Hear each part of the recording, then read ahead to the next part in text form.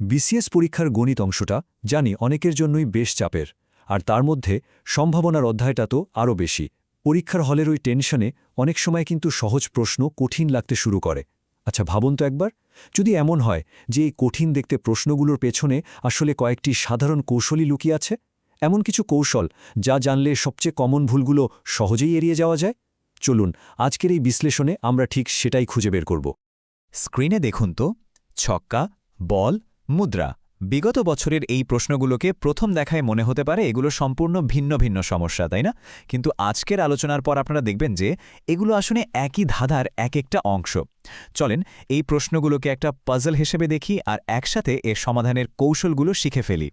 সম্ভাবনার বেশিরভাগ অঙ্ক সমাধানের জন্য বলতে পারেন একটা মাস্টার কি বা মূল চাবি আছে। আমরা সবার আগে সেই চাবিটাই আবিষ্কার করব, যেটা দিয়ে অনেকগুলো তালা একসাথেই খুলে ফেলা সম্ভব। তো চলুন আমাদের প্রথম এবং সবচেয়ে গুরুত্বপূর্ণ কৌশলটা শেখা যাক। যে কোনো সম্ভাবনার অঙ্ক বুঝতে গেলে প্রথমেই আমাদের নমুনা ক্ষেত্র বা স্যাম্পল স্পেস জিনিসটা কি তা পরিষ্কারভাবে বুঝতে হবে। খুব সহজ করে বললে, কোনো একটা কাজ করলে মোট কি ফলাফল আসতে পারে সেটার পুরো তালিকাটাই হলো নমুনা ক্ষেত্র।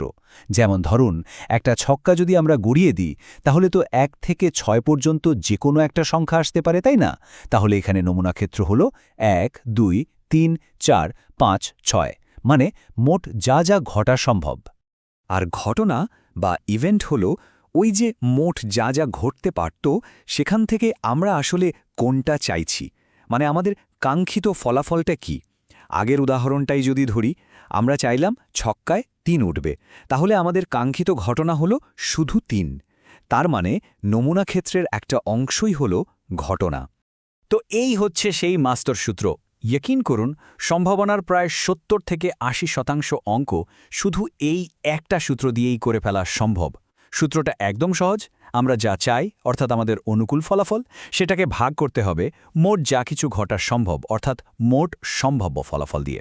চলুন এবার বাস্তবে দেখি এটা কিভাবে কাজ করে। 37তম বিসিএসের প্রশ্নটা ছিল একটা ছক্কা নিয়ে। এখানে আমরা ঠিক কি চাই? আমরা চাই 3 আসুক। তাহলে আমাদের অনুকূল ফলাফল কয়টা হলো? মাত্র একটা। আর মোট কি আসতে পারত? 1 থেকে 6 পর্যন্ত যে কোনো সংখ্যা, মানে মোট সম্ভাব্য ফলাফল হলো 6টা। ব্যাস, সূত্র অনুযায়ী সম্ভাবনা হলো 1/6 বা 1/6। দেখলেন তো কত সহজে হয়ে গেল? এখন ৪৫তম বিসিএসের মৌলিক সংখ্যার প্রশ্নটা দেখুন। মজার ব্যাপার হলো এটাও কিন্তু একদম একই প্যাটার্নে সমাধান হবে। এখানে মোট সম্ভাব্য ফলাফল কি? 1 থেকে 49 পর্যন্ত মোট 49টা সংখ্যা। আর আমাদের অনুকূল বা কাঙ্ক্ষিত ফলাফল হলো এর মধ্যে যে 15টা মৌলিক সংখ্যা আছে সেগুলো। সুতরাং আমাদের মাস্টার সূত্র অনুযায়ী সম্ভাবনা দাঁড়ালো 15/49। একই সূত্র, শুধু সংখ্যাগুলো বদলে গেছে। চলুন এই প্যাটার্নটাকে ৪১তম বিসিএসের প্রশ্ন দিয়ে আরও পাকা করে ফেলি। এখানে 1 থেকে 440 পর্যন্ত সংখ্যার মধ্যে বর্গ সংখ্যা চাওয়া হয়েছে। মোট সম্ভাব্য ফলাফল তাহলে কত? 440।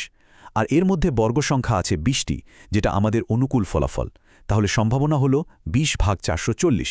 কাটাকাটি করলে দাঁড়ায় 1/22। একই কৌশল কিন্তু বারবার কাজ করছে। সবশেষে ৩৫তম বিসিএসের বলের অঙ্কটা দেখি। একটা বাগে মোট বল আছে 4টা লাল আর 6টা নীল, মানে মোট 10টা। এটাই আমাদের মোট সম্ভাব্য ফলাফল। আমরা কি চাই? লাল বল যা আছে 4টা। এটা আমাদের অনুকূল ফলাফল। তাহলে সম্ভাবনা হল 4/10, মানে 2/5। আশা করি এখন এই মাস্টার সূত্রের আসল শক্তিটা বোঝা যাচ্ছে। আচ্ছা, এবার চলুন দ্বিতীয় কৌশলটা শিখে নিই। কিছু প্রশ্ন দেখবেন সরাসরি আসে না, একটু ঘুরিয়ে আসে।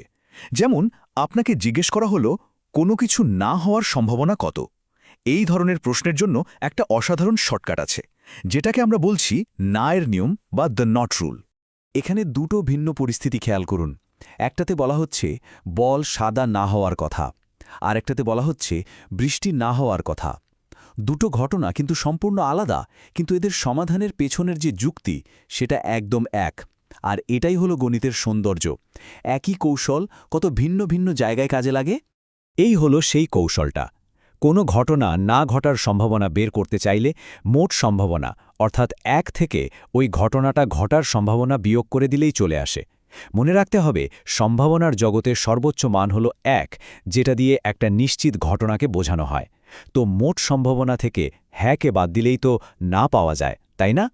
তাহলে পুরো প্রক্রিয়াটা কি? খুবই সহজ, মাত্র দুটো ধাপ। প্রথমত, প্রশ্নে যা না হওয়ার সম্ভাবনা বের করতে বলেছে আমরা তার উল্টোটা অর্থাৎ সেটা হওয়ার সম্ভাবনা বের করব।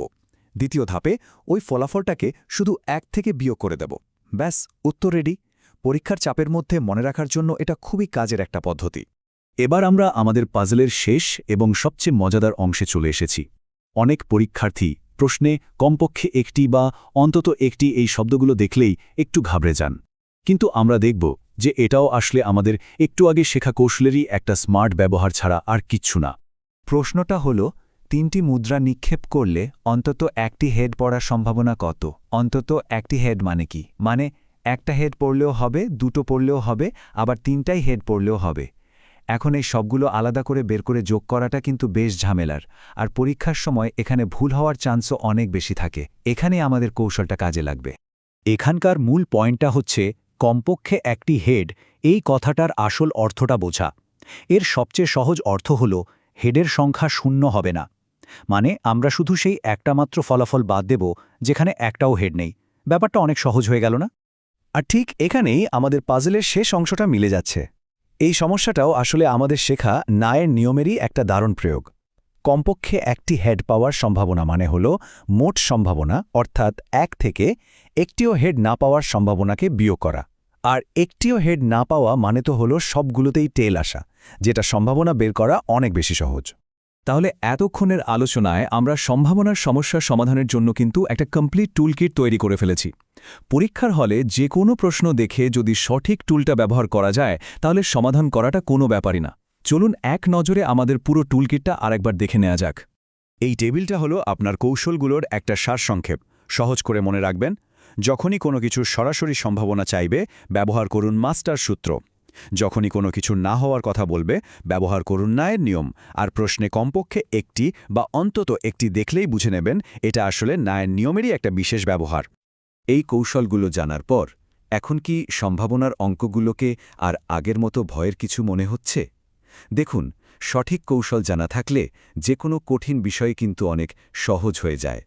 আশা করি এখন থেকে সম্ভাবনা আর ভয়ের কারণ হবে না, বরং পরীক্ষার হলে এটা আপনার শক্তির জায়গায় পরিণত হবে।